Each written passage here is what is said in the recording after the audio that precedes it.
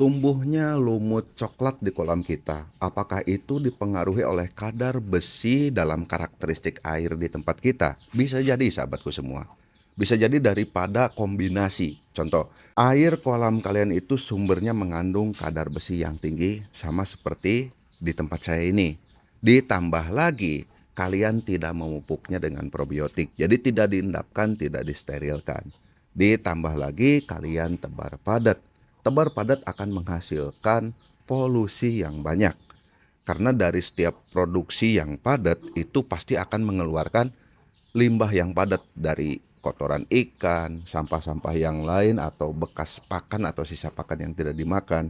Itu akan menimbulkan lumut yang coklat. Yang mana kalau dalam kondisi stabil, katakanlah di pagi hari, di sore hari itu tidak akan terjadi. Namun di siang hari ketika kolam mulai terkena sinar matahari, suhu air kolam naik, biasanya endapan dasar kolam yang berbentuk lumut coklat atau lumut hijau itu akan terangkat ke atas. Nah, biasanya itu akan menutupi oksigen di bagian atas permukaan air. Hingga ikan juga suka ada yang bermasalah, entah itu kembung ataukah itu bermasalah kurang nafsu makan. Karena untuk permukaan kolam ini tertutupi semuanya dengan lumut yang coklat atau hijau kayak gitu. Nah, penanganannya sebenarnya cukup mudah, nggak usah melakukan sentuhan yang susah-susah. Silakan kalian pasang bambu dari arah sana, dorong ke sini, lumutnya ngumpul di sini, yang terapung tuh kita serok, kita buang.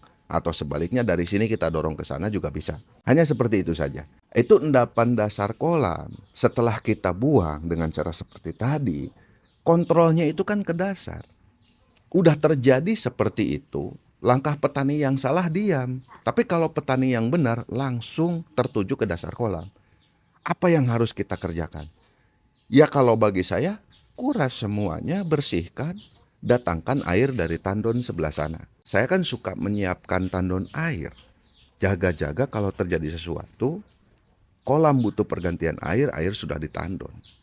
Saya kocorin ke sini, selamatkan ikannya, bersihkan dasar kolamnya. Setelah diganti, ikan itu malah lahap makan. Kembali lagi lah kestabilannya itu ke awal.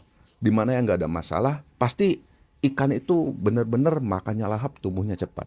Jadi kalau ada, misalnya ada lumut hijau coklat yang terapung gitu, segera tindak. Tindakan pertama tadi ya dibuang dulu lumutnya, setelah itu ke endapan dasar kolamnya kita eksekusi juga. Bila perlu kalau memang kadar airnya itu kurang layak untuk dipakai, artinya untuk tingkat kesuburannya udah kurang ya kita buang aja, ganti dengan yang baru. Biar ikan tambah sehat dan makan lahap tumbuh cepat.